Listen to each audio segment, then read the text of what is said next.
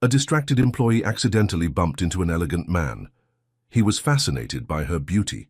Before we explore all the details of this incredible story, tell us where you're following us from and the time. Subscribe to the channel so you don't miss a thing, and let's embark on this journey together. The autumn morning wrapped around Boston like a worn blanket, familiar yet somehow different today. Brianna Monroe's fingers tightened around her coffee cup, black, 2 sugars, as she hurried through the quiet streets toward Wellness Bridge Physical Therapy. The clinic's modest sign came into view, its letters slightly faded against the brick building that housed countless stories of healing and hope. At 23, Brianna carried herself with a presence that turned heads, though she remained oblivious to the effect she had on others. Her natural curls caught the early morning light, bouncing with each determined step. Today, like most rushed mornings, she'd pulled them back into a makeshift bun, a few rebellious strands framing her face. Her dark brown eyes, sharp and observant, scanned the street as she walked, her mind already running through the day's tasks. Her outfit, high-waisted jeans, a structured navy blouse, and her favorite gold hoop earrings, reflected her careful balance between professionalism and personality. The clothes were chosen with precision from her modest wardrobe, each piece a testament to her ability to make something simple look elegant. "Morning, Mrs. Davidson," Brianna called out to the elderly woman who always arrived early for her 8 a.m. session. The familiar routine of unlocking the clinic's door, switching on lights, and booting up the ancient computer system followed like a well-rehearsed dance.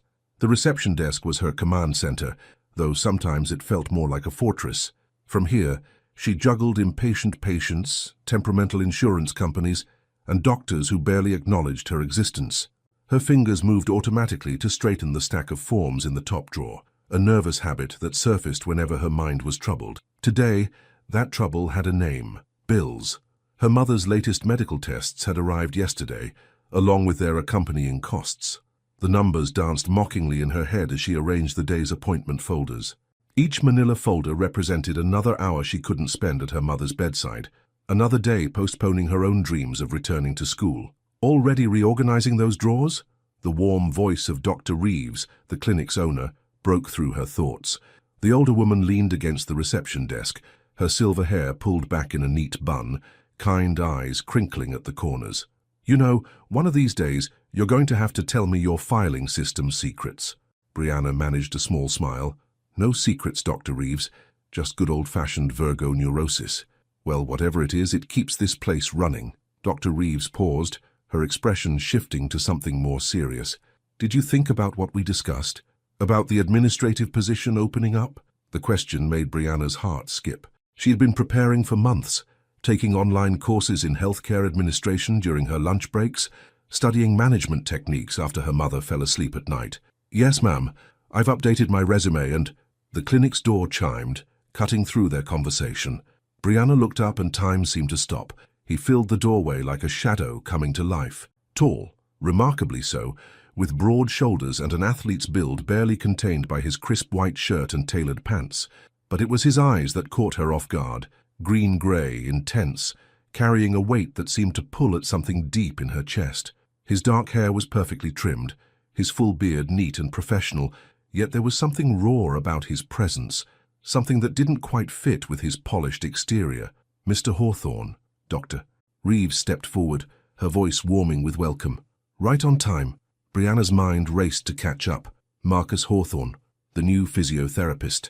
Of course, she'd processed his paperwork last week, but somehow the name on those forms hadn't prepared her for the reality of the man himself. She stood, gathering the orientation materials she'd prepared, but her heel caught on the chair's wheel. The world tilted, papers flew, her coffee cup wobbled precariously on the desk's edge. And then strong hands were steadying her, catching her before she could fall. Time crystallized in that moment. His hands were warm through the fabric of her blouse, solid and sure. The scent of his cologne, something clean and understated, mixed with her spilled coffee. Their eyes met, and Brianna felt something shift in the air between them, like the moment before lightning strikes.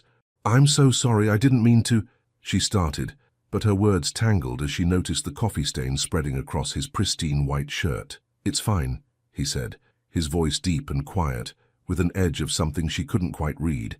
His hands dropped away from her arms as if burned, and the loss of contact felt strangely significant. "Brianna, Why don't you show Mr. Hawthorne to his office while I grab him a spare shirt from the storage room? Doctor, Reeves suggested, already moving toward the back of the clinic. I think we still have some from the clinic's promotional event last spring. Brianna nodded, grateful for the moment to compose herself. She bent to gather the scattered papers, very aware of how he stepped back, maintaining a careful distance. When she straightened, she found him watching her with an unreadable expression. This way, Mr. Hawthorne, she managed, her professional mask sliding back into place. She led him down the corridor, past treatment rooms where early morning sunlight painted rectangles on the floor. Your office is at the end of the hall. We've updated the equipment according to your specifications. He followed in silence, his footsteps measured and controlled. Everything about him seemed controlled, she realized, like someone who had learned the hard way what happened when things spun out of orbit. At his office door, she turned to hand him the orientation packet. Your schedule for today is light. Just 2 patients this afternoon. Dr. Reeves wanted to give you time to settle in. Their fingers brushed as he took the papers, and Brianna felt that same electric awareness spark between them. Thank you, Ms. Monroe. His voice was formal, distant, but his eyes lingered on her face for a moment too long. Then he was gone, the office door closing with a soft click that seemed to echo in the empty hallway. Brianna stood there for a moment, her heart beating an unfamiliar rhythm. Then she straightened her shoulders and walked back to her desk, where reality waited in the form of ringing phones and insurance forms.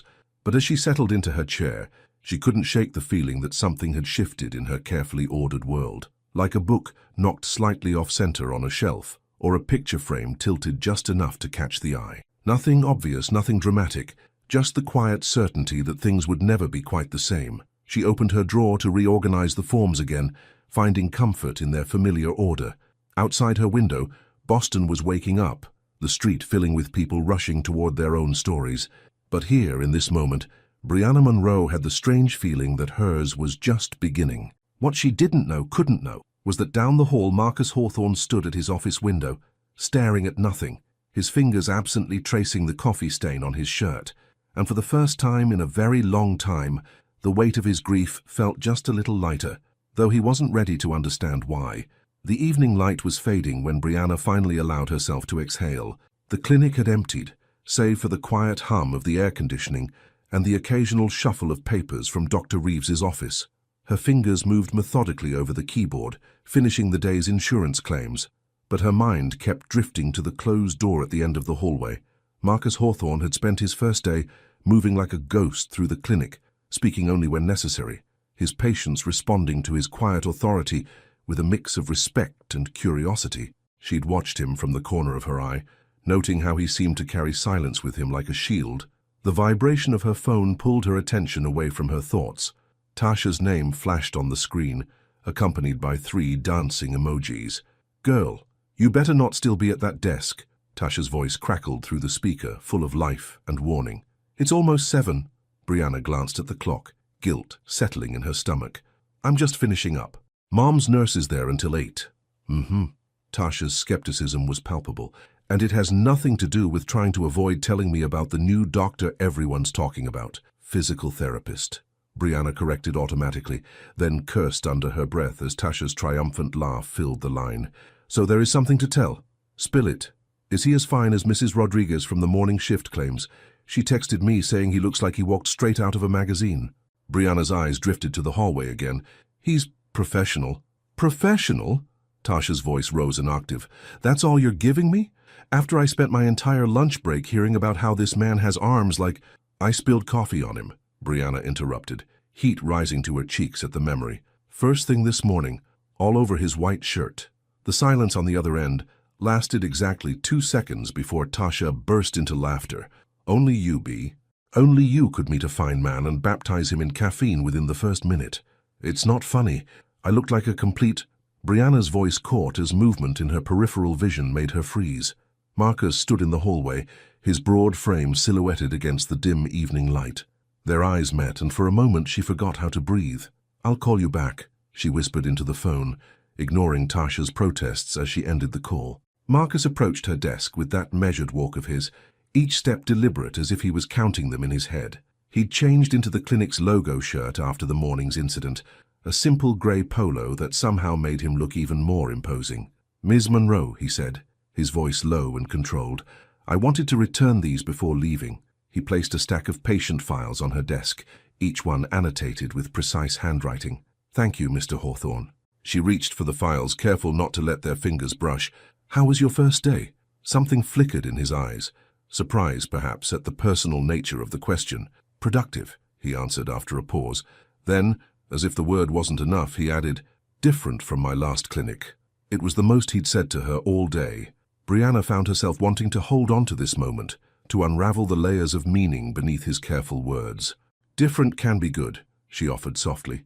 His eyes met hers again, and this time there was something else there, a vulnerability that made her heart skip. Sometimes, he agreed, his voice barely above a whisper. The sound of Dr. Reeves's office door opening broke the spell between them. Marcus stepped back, his walls visibly rising again. Good evening, Miss Munro. Good evening, Mr. Hawthorne. She watched him leave, his shoulders straight, his steps never faltering. Only when the front door closed behind him did she realize she'd been holding her breath. He's carrying a lot. Dr. Reeves's voice made her jump. The older woman stood beside her desk, her eyes gentle with understanding. What do you mean? Dr. Reeves settled into the chair beside Brianna's desk, her movement slow with end-of-day fatigue. Marcus was one of the most promising therapists in his field, published papers, spoke at conferences. Then his wife died in a car accident last year. He took a leave of absence, disappeared completely. When he applied here, I almost couldn't believe it. The information hit Brianna like a physical blow. Suddenly, everything about him made sense. The controlled movements, the careful distance, the weight in his eyes. I didn't know, she whispered. Of course not. It's not something he talks about. Dr. Reeves patted Brianna's hand. I'm only telling you because you'll be working closely with him and, well, sometimes understanding helps. Brianna nodded, her throat tight with emotions she couldn't name. Thank you for letting me know. Dr. Reeves stood, adjusting her bag on her shoulder. Be patient with him. He's still finding his way back. After Dr. Reeves left, Brianna sat in the growing darkness, her mind full of new understanding.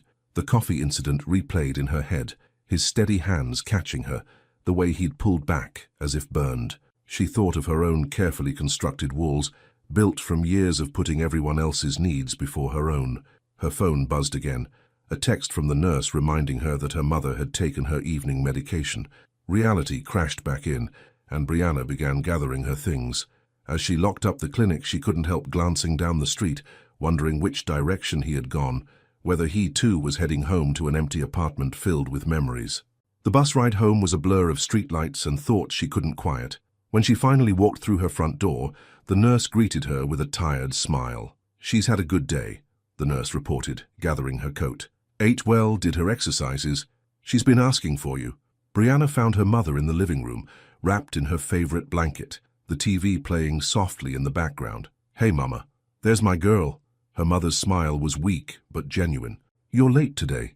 New therapist started at the clinic, lots of paperwork. Brianna settled onto the couch, automatically reaching to check her mother's temperature, to adjust the blanket around her shoulders. Her mother's knowing eyes studied her face. And what?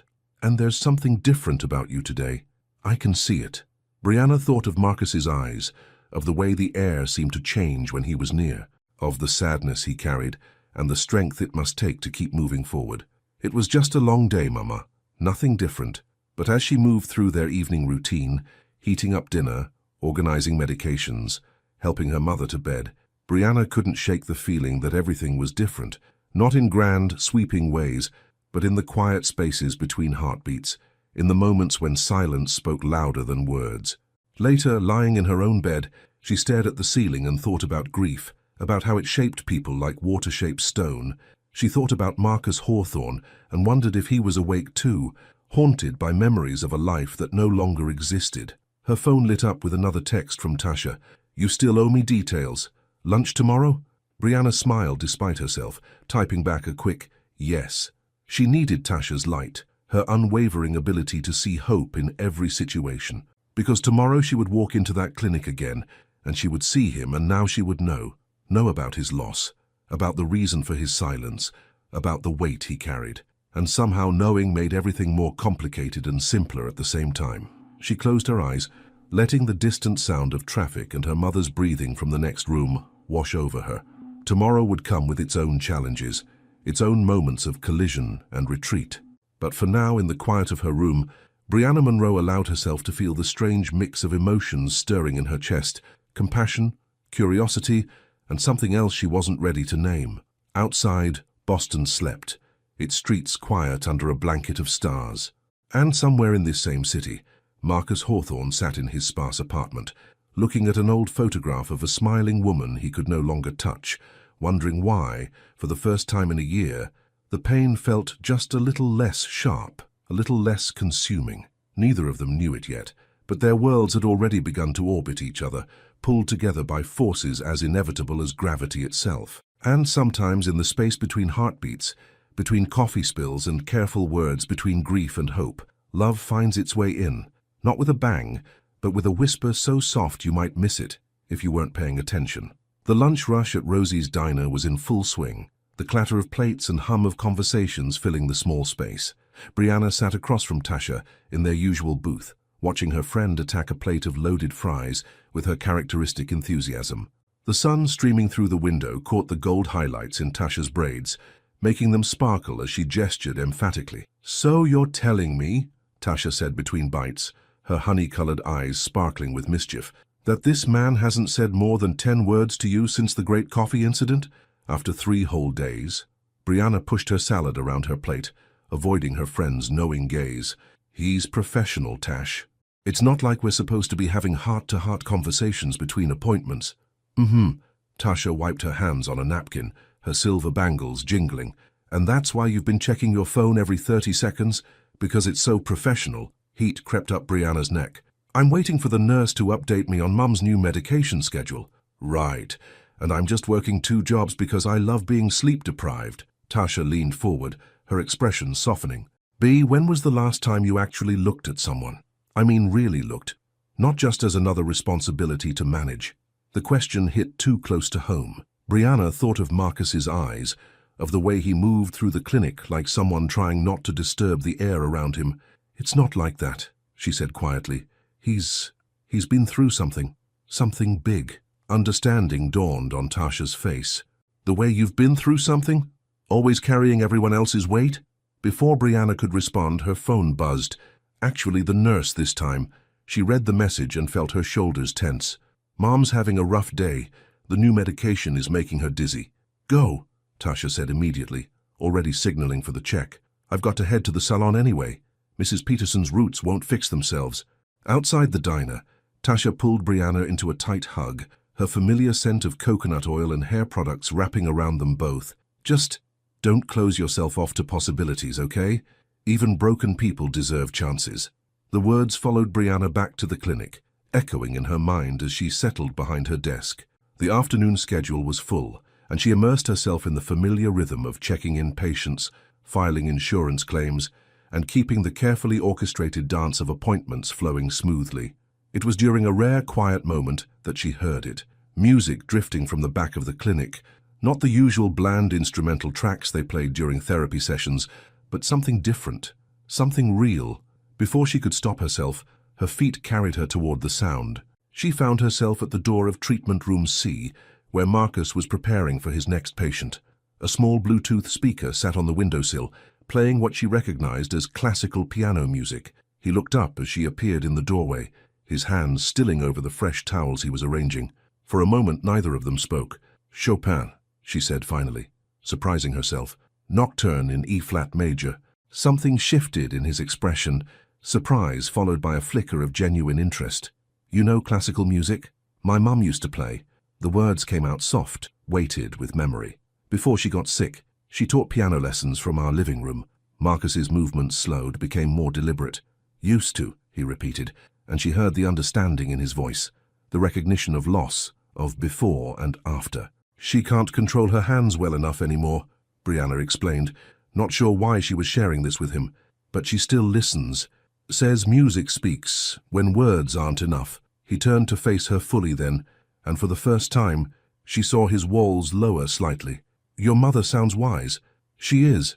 Brianna hesitated, then added, "She's having a rough day today. New medications."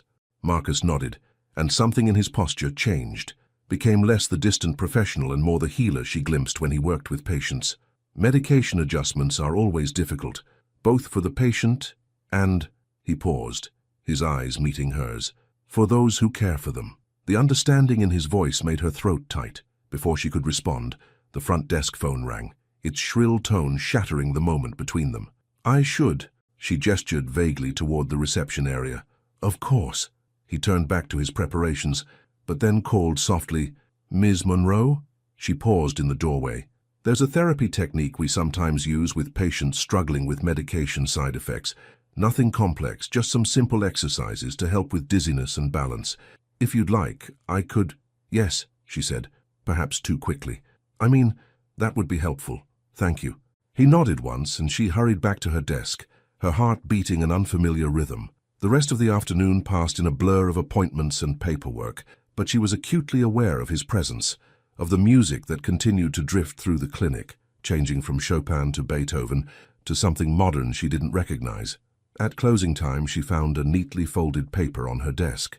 Inside, in his precise handwriting, were detailed instructions for the exercises he'd mentioned, along with a note. Music helps with the timing. Nocturnes work best. She stared at the paper, at the care taken in each written word, and felt something shift in her chest, like a key turning in a lock she hadn't known was there. That evening, as she helped her mother through the exercises, the familiar strains of Chopin's Nocturne playing softly from her phone, Brianna thought about healing, how it comes in different forms, how sometimes the smallest gestures carry the most weight. He must be special, her mother said suddenly, her eyes sharp despite her fatigue. Who? Whoever gave you these exercises, whoever put that look in your eyes. Brianna focused on supporting her mother's arm through the next movement.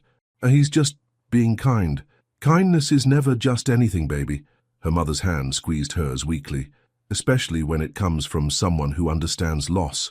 Later that night, after her mother had fallen asleep, Brianna sat at their old piano. She didn't play, hadn't touched the keys in years, but she ran her fingers over them gently, thinking about music and silence, about speaking without words. Her phone lit up with a message from Dr. Reeves.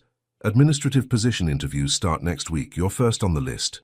The opportunity she'd been working toward, the chance for better pay, for stability, for evening classes at the community college, it was all within reach. She should have felt elated. Instead, she found herself thinking about green-gray eyes and careful words, about classical music drifting through clinic hallways. Across the city, Marcus sat in his sparsely furnished apartment, a glass of untouched whiskey on the table beside him. The wedding photo he usually kept face down was upright tonight, his late wife's smile frozen in time. But for the first time in a year, he found himself thinking not about what he'd lost, but about dark eyes that saw too much, about strength wrapped in vulnerability, about music speaking when words couldn't. Neither of them knew it yet, but they were both taking small steps, away from their carefully constructed solitudes, toward something neither was ready to name. And sometimes, in the space between notes in a nocturne, in the silence between written words, in the pause between breaths, the heart finds its own rhythm, one that has nothing to do with what's planned and everything to do with what's possible. The interview was scheduled for 9 a.m., but Brianna had been at her desk since 7, every folder precisely aligned, every document triple-checked. The autumn rain tapped against the clinic's windows, creating a rhythm that matched her nervous heartbeat. Your mother's medical bills aren't going to pay themselves, she whispered to her reflection in the computer screen, straightening her blazer, thrifted but elegant, a deep burgundy that made her skin glow. Her curls were styled into a neat updo, professional and polished, though a few rebellious strands had already escaped around her temples. The sound of the front door opening made her look up, expecting Dr. Reeves. Instead, she found Marcus standing in the doorway, rain dripping from his broad shoulders. Their eyes met and something unspoken passed between them. "You're early," he said softly, moving toward his office. "Interview day," she replied, trying to keep her voice steady. He paused, turning back to face her. "The administrative position?" She nodded, surprising herself by adding, "My mum's treatments. The better salary would help." His expression shifted, something like understanding darkening his eyes. He disappeared into his office, returning moments later with a small paper cup of water. He placed it on her desk without ceremony. "For the nerves," he explained simply. Then, after a moment's hesitation, "You're more qualified than you think." Before she could respond, Dr. Reeves bustled in, followed by a man Brianna didn't recognize, tall, silver-haired. wearing an expensive suit that seemed to repel the rain. "Brianna, perfect. You're ready?" Dr. Reeves beamed. "This is Mr. Richardson from the board. He'll be sitting in on the interviews today." The morning unfolded like a dream, or perhaps a nightmare. The questions came rapid fire, each one more probing than the last. Brianna answered with careful precision, drawing on years of experience, on late nights studying healthcare administration, on every moment she'd spent making this clinic run smoothly. But something felt off.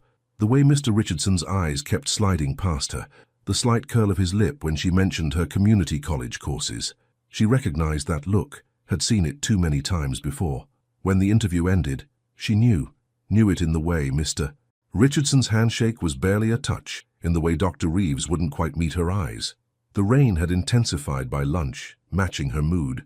She sat at her desk, mechanically processing insurance forms, trying not to think about the way Mr. Richardson had looked at the next candidate, a young man fresh out of business school, with the right connections and the right background. "Ms. Monroe." She looked up to find Marcus standing at her desk, his expression unreadable. "Would you mind helping me with something in treatment room C?" Confused but grateful for the distraction, she followed him. The room was empty, the afternoon's first patient not due for another hour. Classical music played softly from his speaker, Beethoven's Moonlight Sonata this time. "What did you need help with?" she asked, noting how the rain cast shifting shadows across his face. Instead of answering, he closed the door and turned to face her. "You didn't get it. It wasn't a question." Brianna felt her carefully constructed walls begin to crack. "How did you—" "I saw your face when they left. I recognized that look." His voice was soft but intense. The look of someone being judged for everything except what matters. The understanding in his words undid her. "I've worked here for 3 years," she whispered. "I know every patient, every procedure, every insurance code. I've taken night classes, studied everything I could about healthcare administration. But none of that matters because people see what they expect to see," he finished, and there was an edge to his voice she'd never heard before. "Because it's easier to stick to their predetermined script than to recognize real merit." She looked at him then, really looked, and saw something she hadn't noticed before. Anger. Not at her, but for her. It made her breath catch. "When Laura, my wife, Kaz, was sick," he said suddenly, the words seeming to surprise even him. The doctors looked at her the same way. Young, female, complaining of pain they couldn't immediately diagnose. They dismissed her symptoms as stress, as anxiety. By the time they found the tumor, he stopped abruptly, his hands clenching at his sides. Brianna moved without thinking, touching his arm gently. He didn't pull away. "I'm so sorry," she whispered, understanding now why he'd become a physical therapist, why he treated every patient with such careful attention. "The point is," he continued, his voice rough, "sometimes the system is wrong. Sometimes the people making decisions are wrong, but that doesn't make you wrong." The music swelled around them, filling the silence that followed his words. Outside, thunder rolled across the sky, but in that room something else was building, something electric and inevitable. "I should get back to work," Brianna said finally, though she didn't move. "Yes," he agreed, but his eyes held hers, saying something entirely different. The moment was broken by voices in the hallway, the next patient arriving early. They stepped apart, the professional mask sliding back into place for both of them. But something had changed. As Brianna returned to her desk, she felt different. Not healed exactly, but understood. And sometimes understanding is its own kind of healing. The afternoon passed in a blur of patience and paperwork. When evening came, she found another note on her desk, written in Marcus's precise hand. "Some battles are worth fighting twice. The position at Memorial Hospital is still open. Their loss could be your chance." She stared at the note, something stirring in her chest. Through the window, she could see the rain had finally stopped, leaving the streets gleaming and new. On her bus ride home, she made 2 decisions. First, she would apply for the Memorial Hospital position, not because Marcus suggested it, but because she refused to let one rejection define her worth. Second, she would stop pretending she wasn't falling for a man who understood loss as intimately as she did. At home, her mother was having a good day, sitting up in bed with a novel. "You're quiet tonight," she observed as Brianna checked her vitals. "Just thinking about changes," Brianna replied, her mind full of grey-green eyes and careful words. "Changes can be good," her mother said wisely, "especially when they make your eyes light up like that." Later, as she prepared for bed, her phone buzzed with a text from Tasha. "Heard about today. Want me to come over and plot revenge?" Brianna smiled, typing back, "No revenge needed. But I could use help with a job application." Across the city, Marcus sat at his desk, staring at an old photo of Laura. "I told someone about you today," he whispered to the image. "Really told them. And for the first time, it didn't feel like betrayal." He thought about Brianna's gentle touch on his arm, about the strength he saw beneath her vulnerability, about how helping her fight her battles made him feel more alive than he had in months. Neither of them slept much that night, their minds full of shared moments and unspoken words, and sometimes, in the quiet hours between midnight and dawn, between rain and clearing skies, between loss and possibility, the heart begins to remember how to hope. The call came at 3:47 a.m. Brianna was already awake, putting the finishing touches on her Memorial Hospital application. When her mother's nurse's number flashed on the screen, the world seemed to stop spinning. "She's asking for you," the nurse said, her voice tight with concern. The fever spiked suddenly and her blood pressure. Brianna was moving before the sentence finished, muscle memory guiding her through the motions. Shoes, keys, jacket. The night air hit her face as she ran to the street, desperately scanning for any sign of an available cab. A familiar car slowed beside her, Dr. Reeves's silver Volvo. "Get in," the older woman commanded, already opening the passenger door. "The nurse called me too." The hospital corridors were a blur of harsh fluorescent lights and antiseptic smell.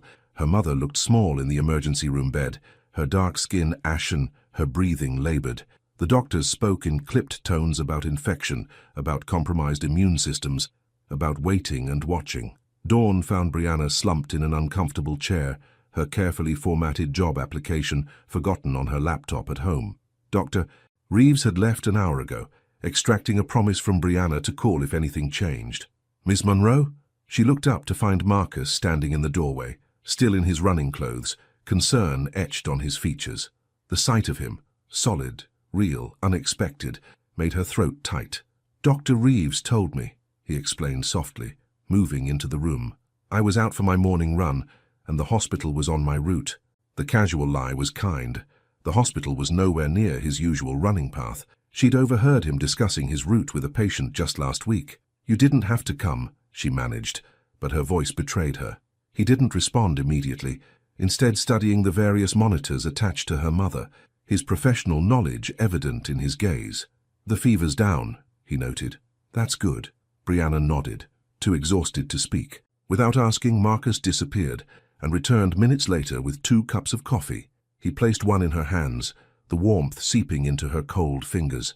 "The memorial application was due today," she said suddenly, the words spilling out. "I was just finishing it when—" "I'll call them," he interrupted gently. "Explain the situation, they'll understand." "You don't have to." "I want to." His voice was firm, but tender. "Let someone help Brianna, just this once." The use of her first name, the first time he'd ever said it, broke something inside her. The tears she'd been holding back since the phone call finally came, hot and silent. Without hesitation, Marcus pulled her into his arms. She cried against his chest, feeling his heart beat steady and strong through his running shirt, smelling the morning air still clinging to his skin. His hands were warm on her back, grounding her, holding her together as she fell apart. "I can't lose her," she whispered into his shirt. "I can't—" "Shh," he soothed, his chin resting on top of her head. "You're not alone in this." A small sound from the bed made them both turn. Her mother's eyes were open, watching them with a mix of pain and knowing tenderness. "Mom!" Brianna pulled away from Marcus, wiping her eyes as she rushed to the bedside. "How are you feeling?" "Like I interrupted something important," her mother said weakly, but her eyes sparkled with their old mischief. Marcus stepped forward, his professional demeanor sliding back into place, though his eyes remained soft. "Mrs. Monroe, I'm Marcus Hawthorne from the clinic. It's an honor to finally meet you, though I wish it were under better circumstances." "Ah," her mother smiled, "the one who likes Chopin." Color touched Marcus's cheeks, a sight so unexpected it made Brianna's heart skip. "Your daughter mentioned you were a piano teacher." "Were," her mother corrected gently. "But music never really leaves you, does it, even when everything else changes?" Something passed between them then, an understanding that Brianna couldn't quite grasp, but felt in her bones. Marcus nodded, a gesture heavy with meaning. The moment was interrupted by the arrival of the doctor, charts in hand. Marcus squeezed Brianna's shoulder once before stepping back. "I'll take care of the memorial situation," he promised quietly. You take care of what matters." She watched him leave, his broad shoulders disappearing down the corridor, before turning back to the doctor's update. The news was cautiously optimistic. The infection was responding to treatment, the fever continuing to decrease.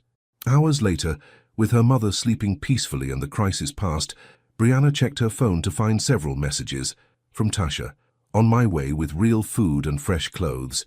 Don't argue." From Dr. Reeves, "Take all the time you need, we've got things covered." And from Marcus, "Memorial HR extending the deadline. Application on your laptop has been submitted. Hope you don't mind that I had Tasha send it.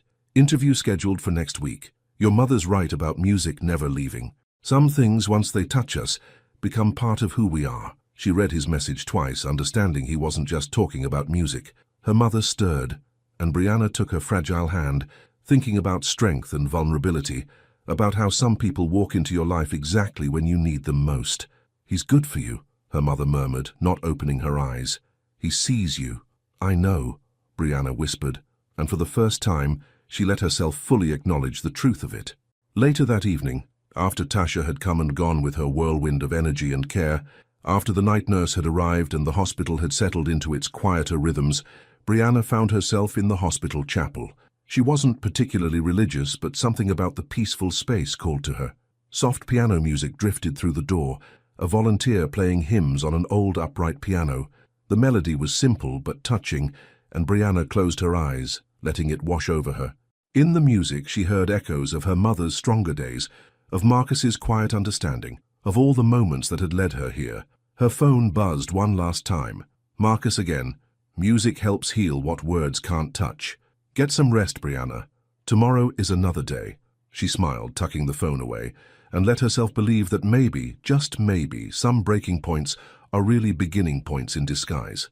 And sometimes in the space between crisis and calm, between professional distance and personal connection, between what we fear and what we hope, love grows stronger than we ever thought possible. The Memorial Hospital lobby gleamed with morning light as Brianna stepped through its revolving doors, her heels clicking against the polished floor.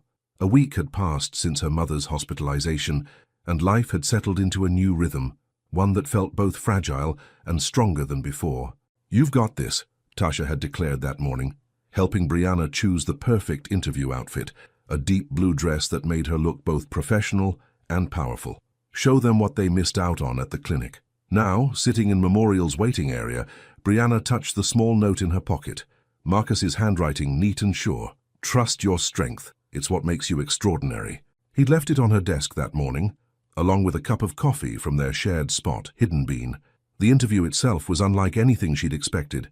Instead of the dismissive glances she'd endured at the clinic, the panel of administrators at Memorial listened intently as she outlined her ideas for improving patient care coordination.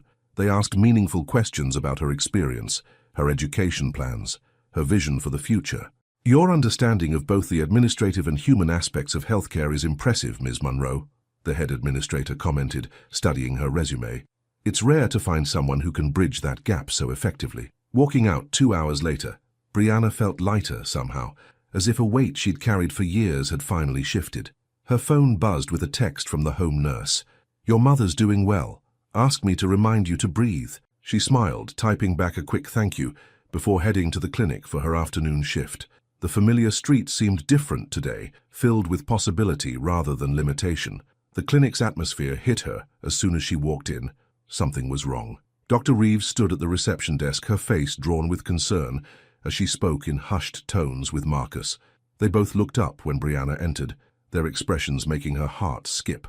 "What happened?" she asked, dropping her bag at her desk. "Corporate's selling the clinic," Dr. Reeves said without preamble.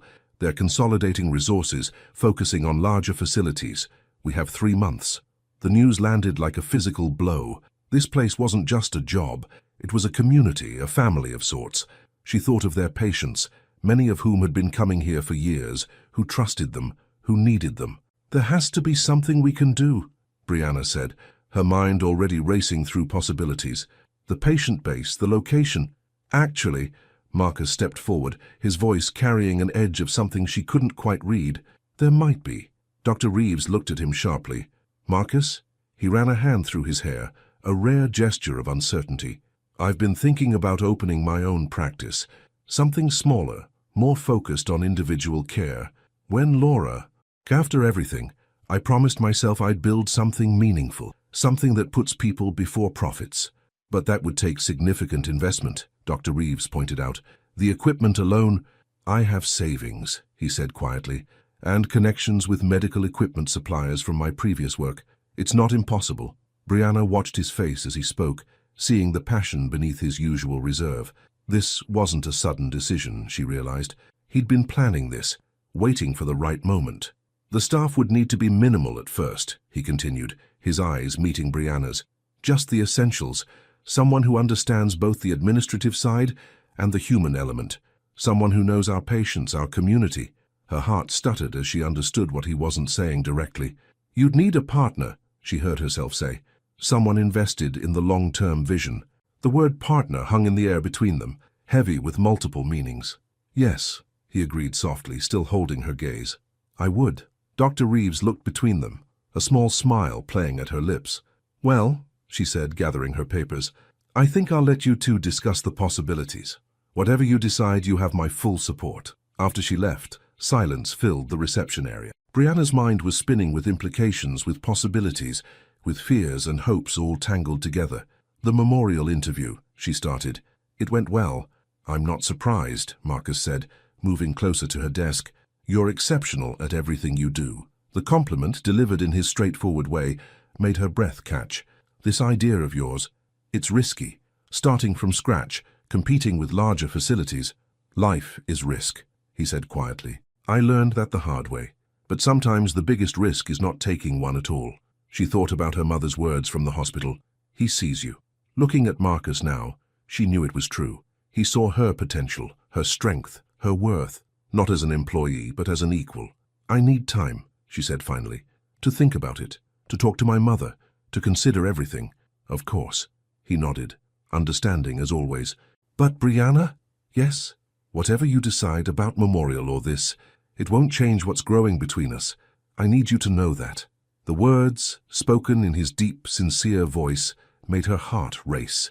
Before she could respond, patients began arriving for the afternoon sessions, and they both fell back into their professional roles, but something had shifted, like earth moving beneath their feet. As she worked through the afternoon, handling appointments and paperwork with practiced ease, Brianna felt the weight of possibility pressing against her chest. She thought about what it would mean to build something new, something that truly mattered. That evening, as she sat with her mother sharing the day's events over dinner, she felt the pieces of her life realigning themselves into a new pattern. You're glowing, her mother observed, stronger now, but still moving carefully. This isn't just about business decisions, is it? Brianna thought about Marcus's eyes when he'd talked about his vision, about the way he'd said partner, about all the unspoken things growing between them. No, she admitted softly, it's not. Later, alone in her room, she reread Marcus's note from that morning. Trust your strength. The words seemed to hold new meaning now. Her phone lit up with a text from him. No pressure, just possibility. Sometimes that's enough to build on. She smiled, thinking about music and silence, about loss and new beginnings, about the courage it takes to reach for something real. Outside her window, Boston's lights twinkled like stars, and for the first time in years, the future looked not just possible, but beautiful. Across the city, Marcus sat at his desk, surrounded by business plans and equipment catalogues, but his mind was on the way. Brianna's eyes had lit up when he'd said, partner. He touched the wedding ring he still wore, and for the first time it felt not like a chain but like a bridge, from what was to what could be. Sometimes in the space between ending and beginning, between professional and personal, between past and future, love finds its clearest voice, and sometimes the biggest leaps of faith are the ones that lead us home. The Memorial Hospital offer letter sat unopened on Brianna's kitchen table, its crisp white envelope a stark contrast to the scattered papers covered in her neat handwriting, calculations, projections, and possibilities for the new clinic. A week had passed since Marcus's proposal, and she'd spent every spare moment analyzing the choice before her. You're overthinking it, Tasha declared, sliding a fresh cup of tea across the table. She'd arrived an hour ago with takeout and determination, her bright yellow dress a spot of sunshine in Brianna's uncertainty. Your heart already knows the answer. My heart isn't the most reliable decision-maker, Brianna countered. But even as she said it, her mind drifted to that morning at the clinic. She'd arrived early, as usual, to find Marcus already there, his sleeves rolled up as he measured the treatment rooms. He'd looked up when she entered, and something in his eyes made her forget every carefully reasoned argument she'd prepared. "Just looking at possibilities," he'd said softly, and they both knew he wasn't just talking about room dimensions. Now, sitting with Tasha, Brianna reached for the memorial envelope. The safe choice would be... "Safe?" Tasha interrupted, her honey-colored eyes flashing. "Girl, when has safe ever made anyone happy? When has safe ever changed the world?" From the next room, Brianna's mother called out, "Listen to her, baby. She's making sense for once." "I heard that," Tasha shouted back, grinning. "See? Even your mama knows I'm right." Brianna smiled despite herself, remembering how her mother had improved steadily over the past week, her strength returning along with her sharp wit. Just yesterday, she'd caught her mother trying to play the piano, just simple scales, but the sound had filled their small apartment with hope. Her phone buzzed with a text from Marcus. "Meeting with the equipment supplier tomorrow. No pressure, but if you're interested." Before she could respond, another text arrived. "I miss your voice in the morning meetings. The clinic feels wrong without you there." Her heart jumped at the simple honesty of his words. She'd taken a few days off to think, to plan, to be sure her decision wouldn't be swayed by proximity to those green-grey eyes and quiet strength. "Oh, honey," Tasha said, reading the messages over her shoulder, "you're not fooling anyone. I've seen how you look at him when you think no one's watching." "It's not that simple," Brianna protested, but her voice lacked conviction. "Actually," her mother said, appearing in the doorway with careful steps, "it is that simple. You're just afraid to admit it." Brianna looked at her mother, stronger now but still fragile, still needing care. "Mum, don't you dare use me as an excuse," her mother interrupted firmly. "I didn't raise you to live half a life because you're worried about me. Marcus understands responsibility, understands care. I see it in his eyes when he looks at you." "When did you become such an expert on Marcus?" Brianna asked, surprised. Her mother smiled mysteriously. "He visits me, you know. Brings me books about physical therapy exercises. Talks about music. Yesterday he asked my permission to partner with you, professionally and perhaps more." The revelation stunned Brianna into silence. She thought about Marcus, who guarded his privacy so carefully, taking the time to connect with her mother, to understand her world. "He said something interesting," her mother continued, easing herself into a chair. "He said, some people carry their strength so quietly you have to listen carefully to hear it roar. He was talking about you, baby." Tears pricked at Brianna's eyes. She thought about the clinic, about the patients who trusted them, about the community they'd built. The memorial position would be prestigious, secure, but it wouldn't be hers, not really. Not like the possibility of building something new, something that mattered. Standing abruptly, she grabbed her keys. "I need to go somewhere." Tasha and her mother exchanged knowing looks. "Go get him, girl," Tasha called as Brianna hurried out. The evening air was crisp with autumn's promise as Brianna drove to the clinic. She knew he'd be there. He always worked late on Thursdays, reviewing patient files in the quiet after hours.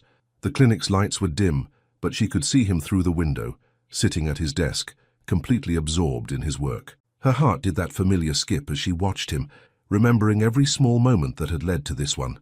The door was unlocked. He looked up at her entrance, surprise and something else flickering across his features. "Brianna."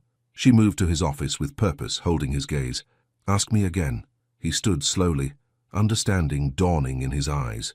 About the partnership, about everything. The word hung between them, heavy with meaning. Marcus moved around his desk, closing the distance between them with measured steps. "Partner with me," he said softly. "Help me build something that matters. Be the strength I need to make this work." He paused, then added with quiet intensity, "Stay in my life not because it's safe, but because it's right." Brianna felt the truth of it resonate in her bones. "Yes," she whispered. His hands came up to frame her face, gentle but sure. "To which part?" "All of it." The kiss, when it came, felt like coming home. His lips were soft against hers, careful at first, then deeper as she responded. She felt the tremor in his hands, the way his breath caught when she pressed closer. When they finally parted, he rested his forehead against hers. "I've wanted to do that since the day you spilled coffee on me." She laughed softly, her hands still gripping his shirt. "Is that why you kept playing Chopin? To romance me?" "Maybe," he admitted with a small smile. "Did it work?" Instead of answering, she kissed him again, pouring everything she couldn't say into the gesture. When they separated, his eyes were darker, intense with emotion. "We'll need to work hard," he said, ever practical even in this moment. "Starting a new clinic won't be easy." "Nothing worth having ever is," she replied, thinking of her mother's strength, of Tasha's determination, of their shared understanding of loss and hope. Later that night, after lengthy discussions about business plans and dreams, after more kisses that made the world spin, Brianna returned home to find her mother at the piano, playing a simple but beautiful melody. "Chopin?" Brianna asked, recognizing the piece. "Seemed appropriate," her mother smiled. "Did you figure it out?" "Yes," Brianna said, touching her lips, where she could still feel Marcus's kiss. "I'm choosing the harder path, the scarier one, the right one." "Good," her mother nodded. "That's my girl." As the music filled their apartment, Brianna thought about strength and choice, about coffee spills and classical music, about the way love sometimes arrives disguised as possibility. Her phone buzzed with a message from Marcus. "Thank you for trusting me, for trusting us." Sometimes, in the space between safety and risk, between what we know and what we dream, between a single moment and a lifetime, the heart makes its boldest moves. And sometimes, choosing the harder path leads us exactly where we need to be. The small storefront on Beacon Street wasn't much to look at yet. Paint peeled from the window frames, and the floor needed refinishing. But Brianna could see the potential. Standing in the empty space, morning light streaming through dusty windows, she could envision what it would become. "The treatment rooms would go here," Marcus explained, his arm warm around her waist as he gestured to the back area. "Reception up front with a small waiting area. It's not as big as the old clinic, but it's perfect," she interrupted, turning to face him. 2 weeks had passed since their first kiss, since she'd chosen this path, and she hadn't regretted it for a moment. "It feels right." His eyes softened as he looked at her, that special smile he seemed to reserve just for her playing at his lips. "You feel right," he said quietly, then cleared his throat. "I mean, you here, planning this. It feels—" "I know," she smiled, reaching up to straighten his collar. The gesture felt intimate, domestic in a way that made her heart flutter. "So, when do we tell the patients?" The question sobered them both. They had 2 months left at the old clinic, 2 months to prepare this space, to transfer patients, to build something new from the ground up. "Dr. Reeves is announcing the closure next week," Marcus said, his hand finding hers. "We can start talking to patients then about the transition." The sound of heels clicking on hardwood made them turn. Tasha stood in the doorway, her bright red blazer a splash of color against the bare walls. "Well?" she demanded, surveying the space with her designer's eye. "Is this the one?" "This is it," Brianna confirmed, watching her friend prowl the perimeter, already sketching ideas on her tablet. "Good, because I've got concepts for days. That wall? Perfect for a statement piece. And these windows? The natural light is everything."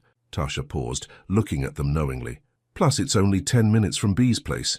Convenient for late-night paperwork." Marcus coughed, a slight blush touching his cheeks, while Brianna shot her friend a warning look. Their relationship was still new, still precious and private, though anyone with eyes could see the change between them. "The contractor's coming at noon," Marcus said, checking his watch. "We should head to the clinic. Morning appointments." The drive to work was comfortable, filled with quiet discussions about paint colors and equipment placement. At a red light, Marcus reached over and took her hand, his thumb tracing circles on her palm. "Having second thoughts?" he asked softly. "Not one," she replied, squeezing his hand. The clinic was already busy when they arrived. Brianna settled at her desk, organizing the day's files, while stealing glances at Marcus as he prepared for his first patient. Everything felt different now, charged with possibility. Mid-morning, her phone buzzed with a text from her mother. "Therapy session went well. The new exercises are helping. Your man knows his stuff." Brianna smiled, warmth spreading through her chest.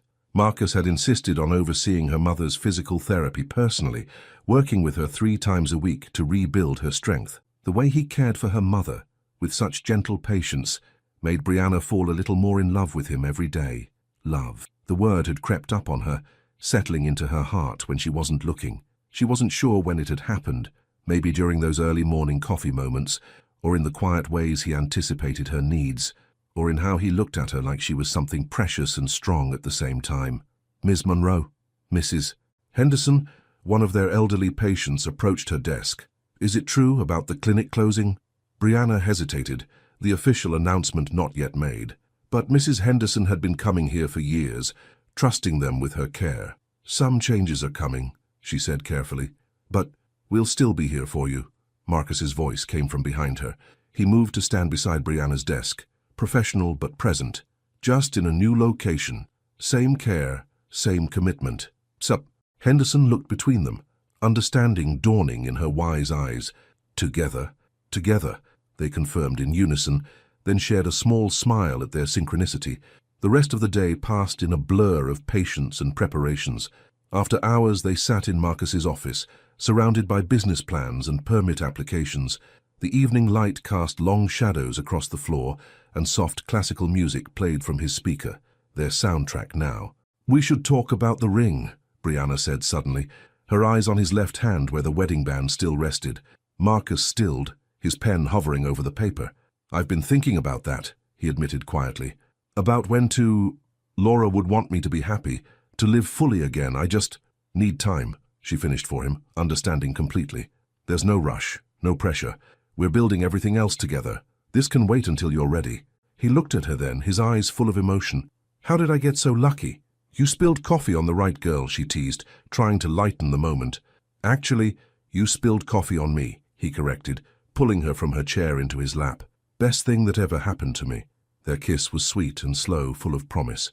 When they parted, Brianna rested her head on his shoulder, breathing in his familiar scent. "We should go," she sighed. "Mum's nurse leaves at 8. "I'll drive you," he said, but neither moved for a long moment. Finally, gathering their things, they walked to his car, hand in hand. The city was quiet, settling into evening, and Brianna felt a deep sense of peace despite all the uncertainty ahead. At her door, Marcus kissed her goodnight, then touched her face gently. "Partner meeting tomorrow?" "The contractor's bringing the final estimates." "Partner meeting," she agreed, loving how the word had taken on new meaning. Inside, she found her mother at the piano, playing softly.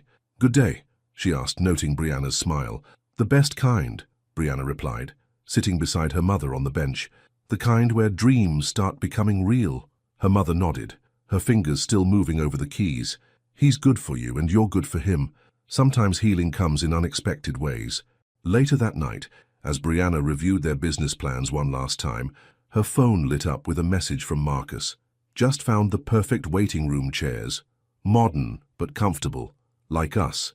Practical, but with hidden depths." She smiled, typing back, "Are you comparing us to furniture?" His response came quickly. "I'm comparing us to anything that fits perfectly together. Sometimes in the space between what was and what will be, between professional and personal, between healing and being healed, love builds its strongest foundations. And sometimes the scariest leaps lead to the most beautiful landings." The letter from the bank arrived on a Tuesday morning, its contents sending a cold wave through the warmth Brianna had been living in. Standing in her apartment's kitchen, she read it 3 times, her hands shaking slightly. The construction costs for the new clinic had exceeded estimates, significantly. The loan they'd been counting on was now in question, pending further review. 6 weeks before their planned opening, with the old clinic's closure looming, everything was suddenly balancing on a knife's edge. Her phone buzzed. Marcus, his timing uncanny as always. "Meeting with the contractor pushed to 2 p.m. Everything okay? You're usually at the clinic by now." She stared at his message, her throat tight. He'd invested so much already. His savings, his dreams, his heart. How could she tell him that it might not be enough? "On my way," she typed back, gathering her things.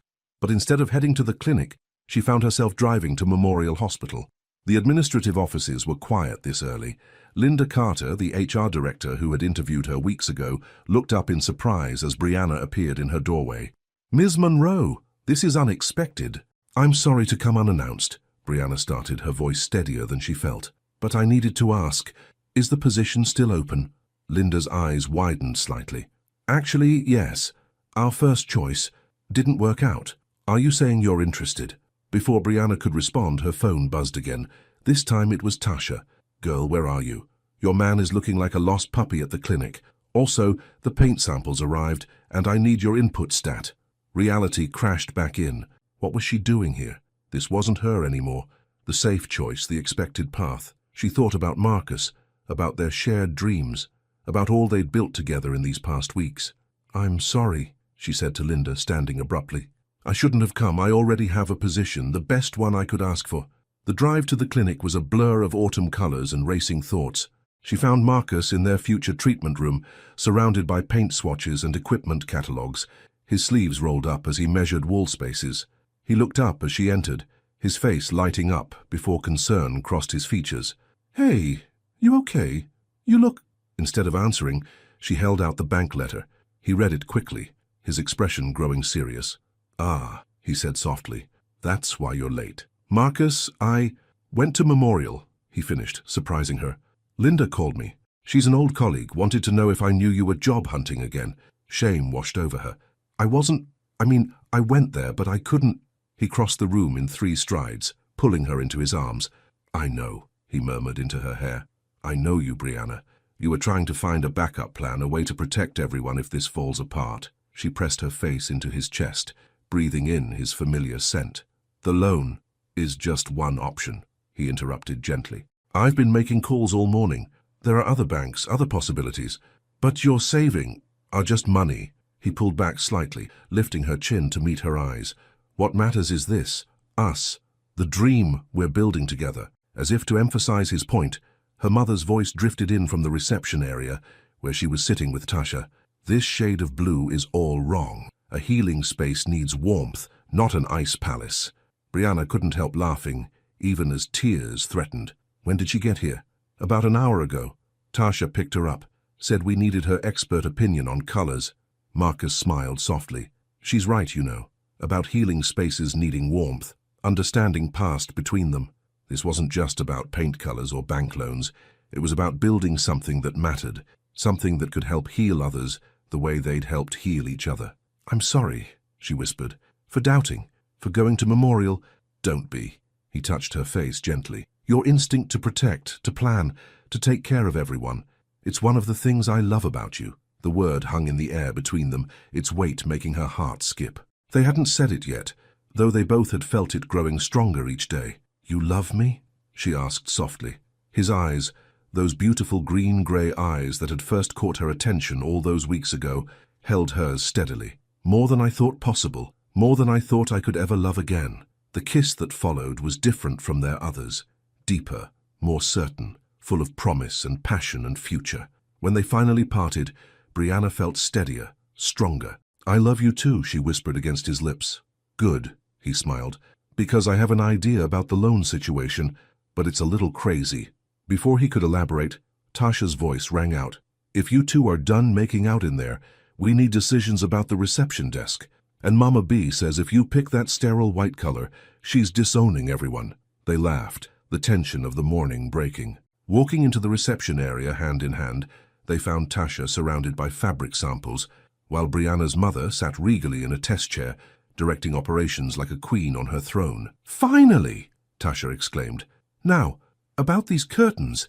Actually, Marcus interrupted, his hand tightening on Brianna's, I have a proposition for everyone. They all listened as he outlined his plan, using the current space's existing features instead of complete renovation, phasing the improvements over time, starting smaller, but with room to grow. It would mean more work initially, more creative solutions, but it could work. Plus, he added, looking at Brianna's mother, we could use a part-time office manager, someone with experience handling difficult personalities and keeping things organized. Someone who might benefit from having a purpose again. Brianna's mother straightened in her chair, understanding dawning in her eyes. Are you offering me a job, young man? If you're interested, he smiled. The exercises have been helping. A few hours a day at your own pace.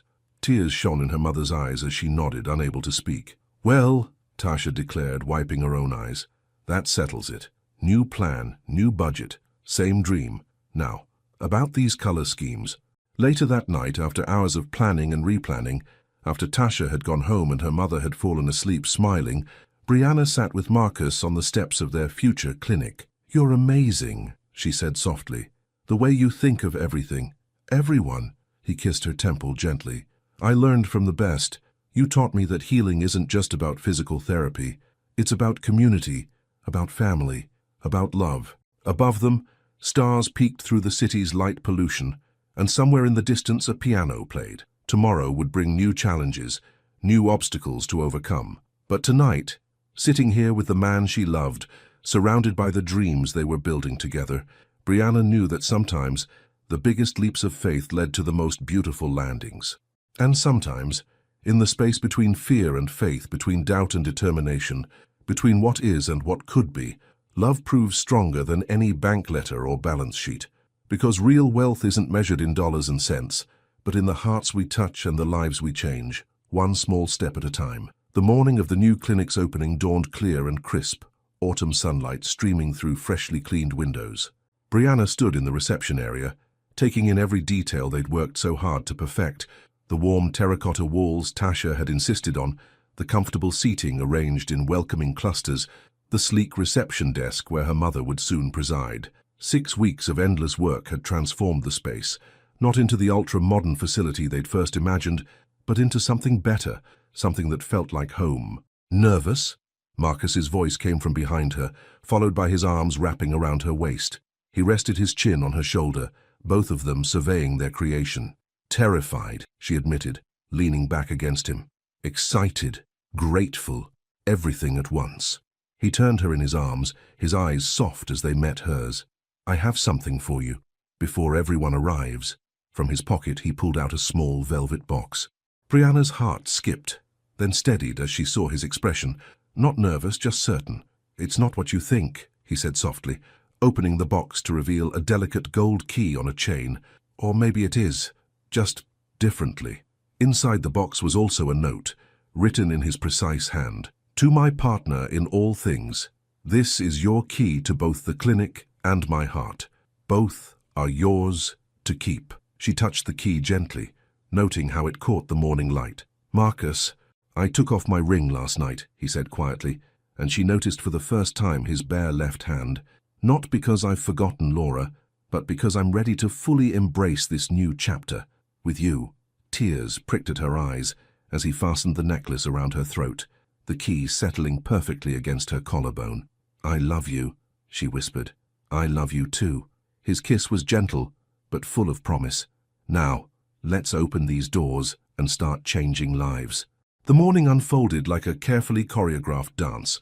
Their first patients, transferred from the old clinic, arrived to find a space that was both familiar and fresh. Brianna's mother held court at the reception desk, her natural warmth making everyone feel welcome, while Tasha flitted around adjusting last-minute details between her salon appointments. Dr. Reeves arrived mid-morning, her arms full of flowers. "For new beginnings," she said, hugging them both. "I'm so proud of what you've created here." Mrs. Henderson, their first patient of the day, emerged from her session beaming. "This place," she declared to the waiting room at large, "has heart. Real heart." Brianna, overhearing from her small office, felt tears threaten again.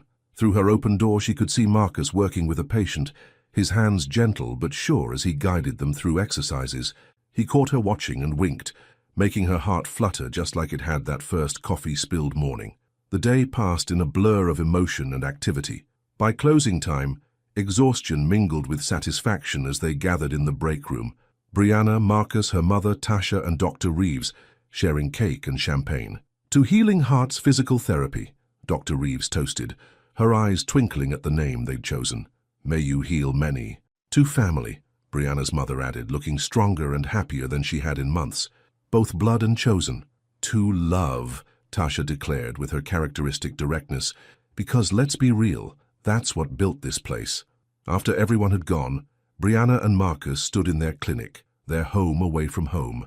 The setting sun painted the walls gold, and somewhere down the street, piano music drifted through an open window. "Dance with me?" Marcus asked softly, holding out his hand. "Here? Now? Why not? It's our place, our moment." She stepped into his arms, letting him guide her in a slow circle, as Chopin's familiar notes floated around them. "Remember when you first started playing classical music in the treatment rooms?" she asked. I was trying so hard not to fall in love with you.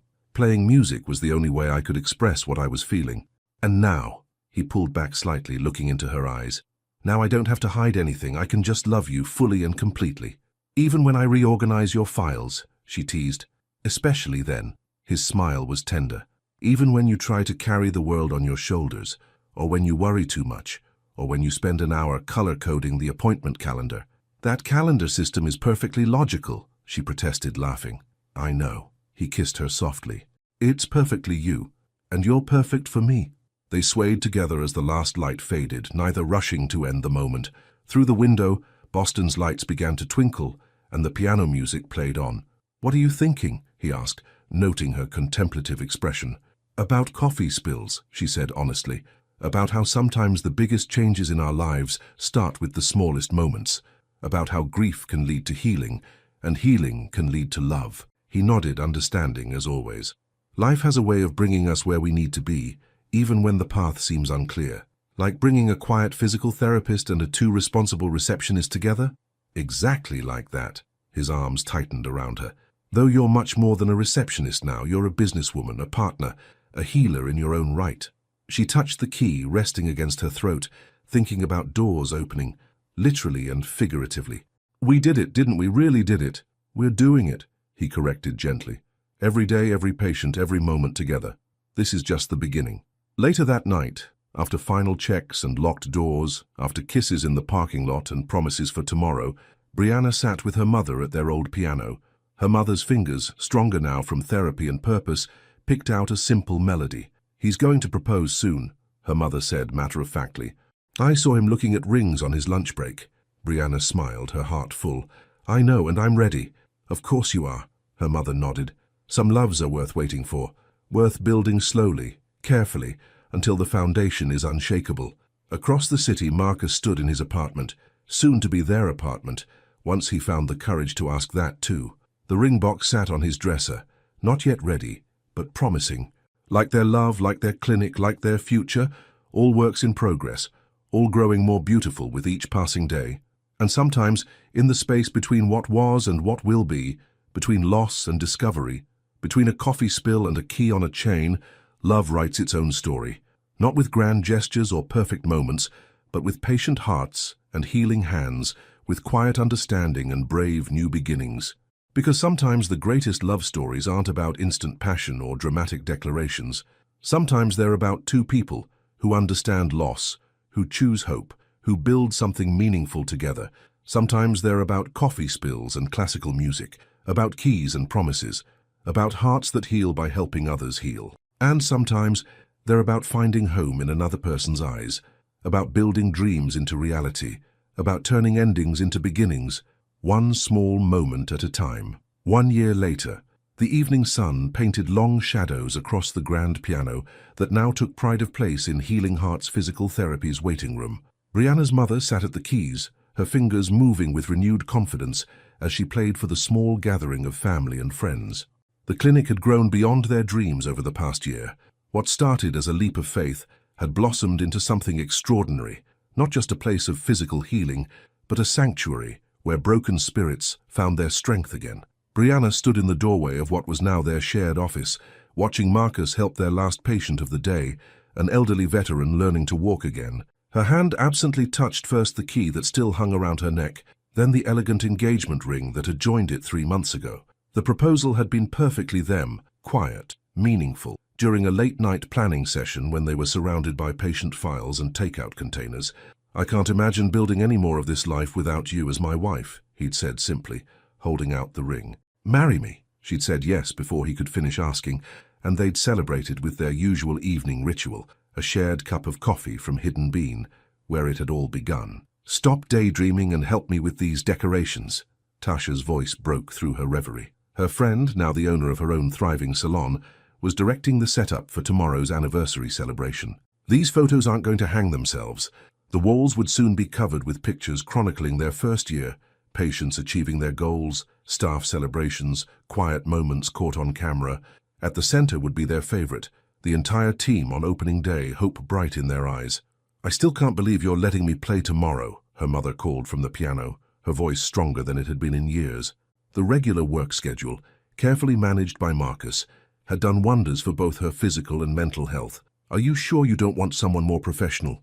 Mom? Brianna laughed, moving to sit beside her on the bench. There's no one more perfect for our anniversary celebration than you.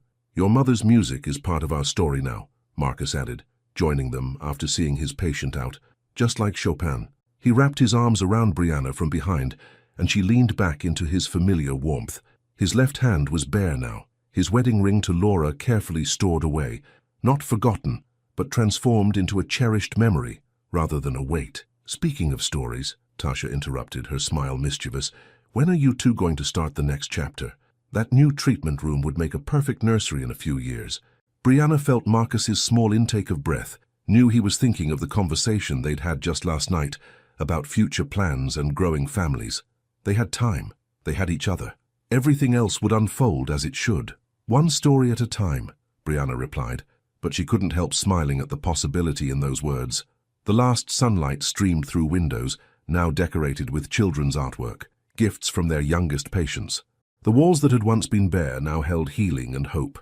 The space that had once been empty now overflowed with love. Her mother's fingers moved across the keys, playing the nocturne that had somehow become their song. Marcus hummed along softly, his chest vibrating against Brianna's back. Tasha swayed as she hung the last photo, her bright smile reflecting the joy they all felt. This was their masterpiece, not just the clinic but the family they'd built, the lives they'd touched, the love they'd grown. It hadn't always been easy, but the best stories rarely were.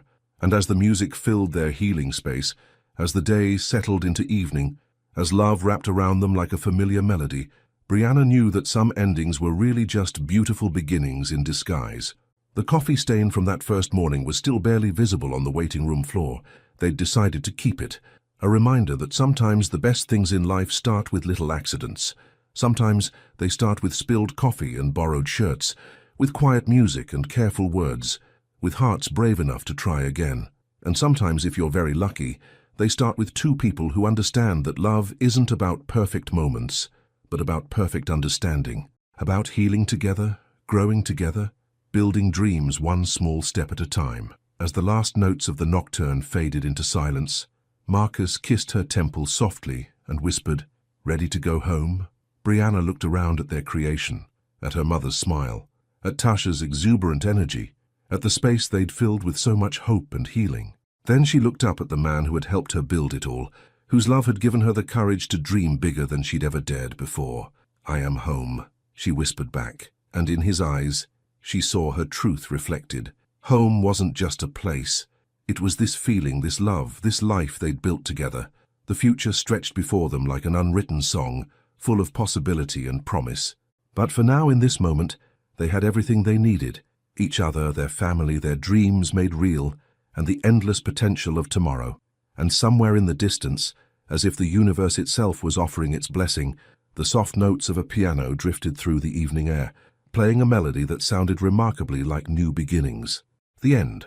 Between silences and songs showed us that sometimes love is born in the most unexpected moments, through small gestures and mutual understanding. Brianna and Marcus discovered that healing can come in many forms, and that building something meaningful requires courage to take the first step. Have you ever experienced a seemingly ordinary moment that completely changed the course of your life? Just as a simple coffee spill transformed Brianna and Marcus's story, what was your defining moment that seemed small at the time, but proved to be transformative? Your participation in the channel is very important. Please leave your opinion in the comments. Thank you so much for watching until the end. If you enjoyed this story, don't forget to subscribe to the channel, leave a like and comment your thoughts. Your participation is very important to us. See you next time.